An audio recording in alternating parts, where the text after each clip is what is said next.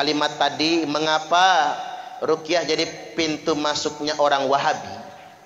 Soalnya begini, ini kejadian betul. Jadi ada orang yang kesurupan ditangani oleh orang Wahabi. Kamu ini begini gara-gara kamu sering berbuat bid'ah, kata dia. Kamu yasinan, iya yasinan, nah, gara-gara kamu suka yasinan, kata dia. Kamu tahlilan, iya tahlilan, gara-gara kamu suka tahlilan. Didoktrin sebegitunya oleh orang Wahabi. Syukur alhamdulillahnya yang kesurupan nggak sembuh, tambah ngamuk itu.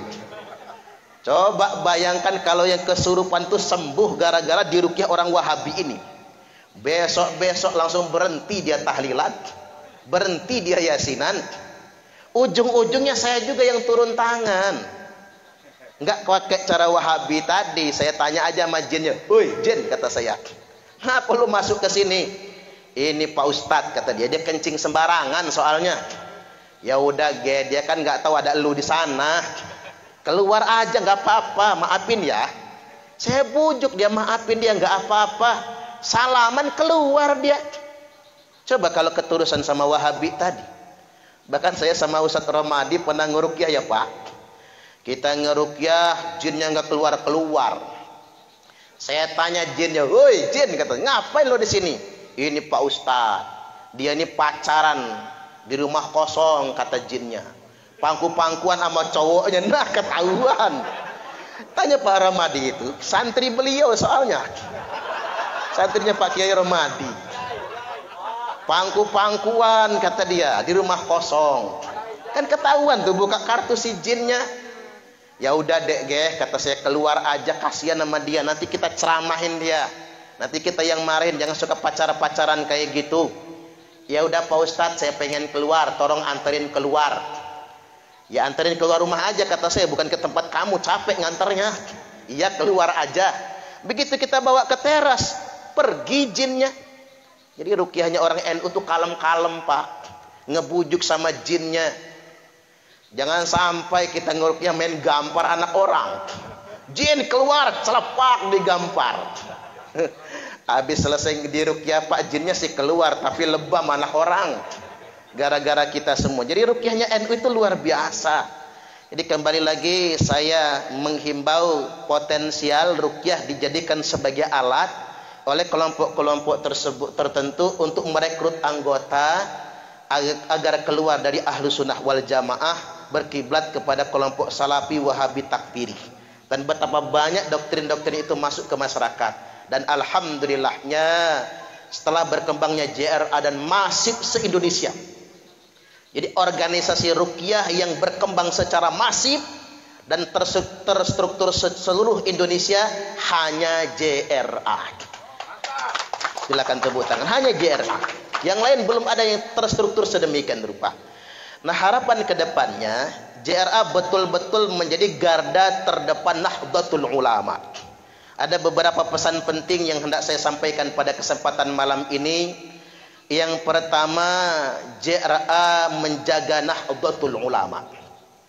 Menjaga Nahdlatul Ulama ini berarti kita menjaga ahlu sunnah wal jamaah. Menjaga ahlu sunnah wal jamaah berarti kita mengamalkan pesan Nabi sallallahu alaihi wasallam. Beliau bersabda, "Idza ra'aitum ikhtilafan fa'alaikum bisawadil a'dham." Apabila kalian semua sudah melihat perselisihan yang banyak, pertentangan yang banyak di tengah-tengah umatku, maka kata Nabi, fa'alaikum, wajib bagi kalian semua bisawadil a'dham, untuk berpihak kepada kelompok yang paling mayoritas. As-sawadul a'zam ini kalau kata Hadratus Syekh Kiai Haji Hasyim As'ari adalah ahlu sunnah wal jamaah.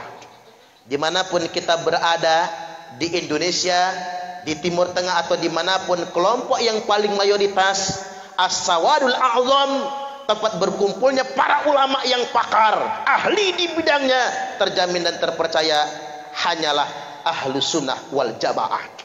Nah, untuk konteks keindonesiaan, ahlu sunnah wal jamaah adalah Nahdlatul Ulama, termasuk juga Muhammadiyah dan organisasi lainnya yang menjunjung tinggi ahlu sunnah wal jamaah. Saya ingin sederhanakan, mengapa kita menjadi penjaga NU?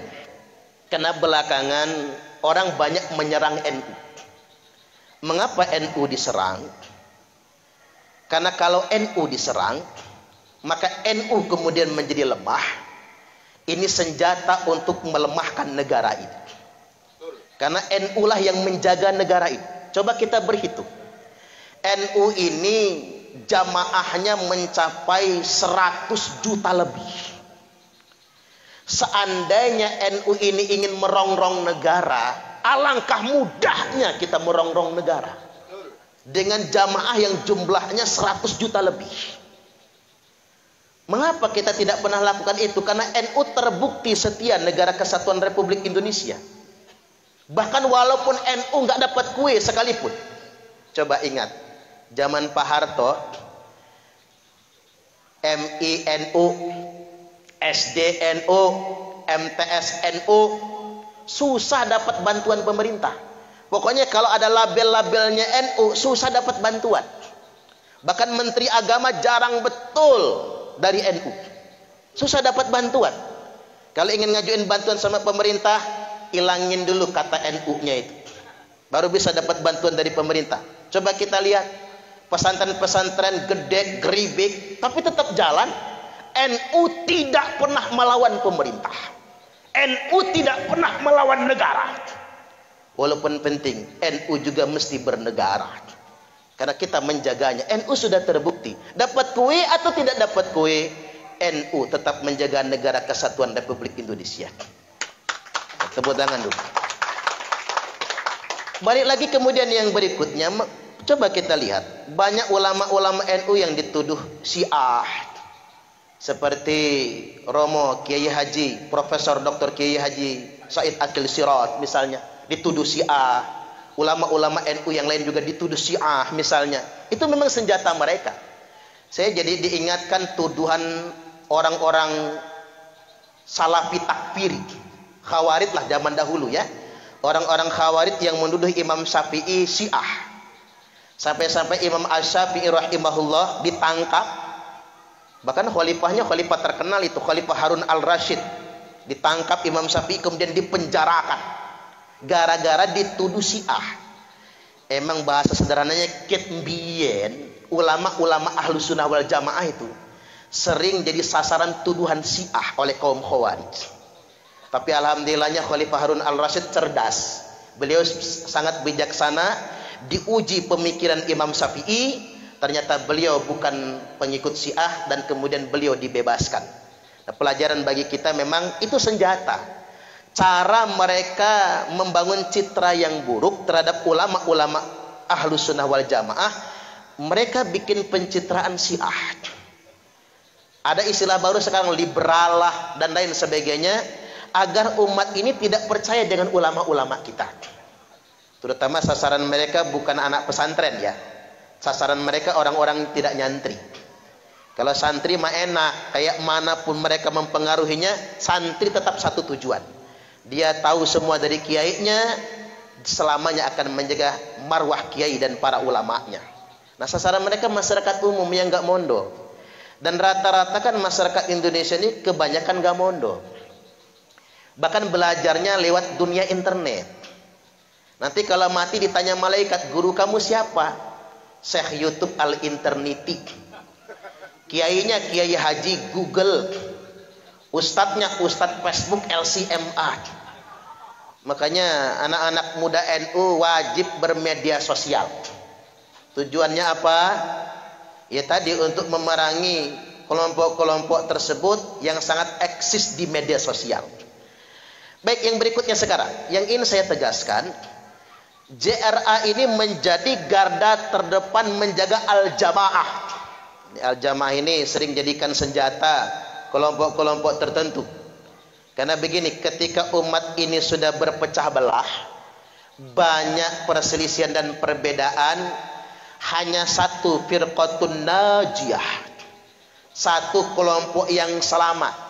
Ya, kadang-kadang kita juga ngomong firqatun najiyah itu NU, kata Muhammadiyah ya Muhammadiyah, Kata LDII ya LDII.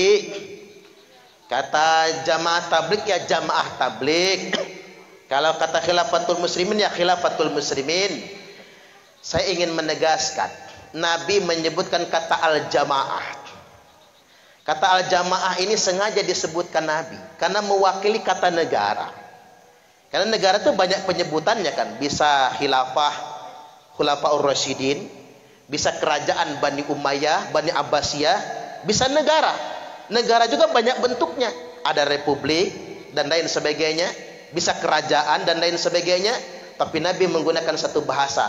Kelompok yang paling selamat adalah wahiyal jamaah, adalah al-jamaah. Al-jamaah adalah tempat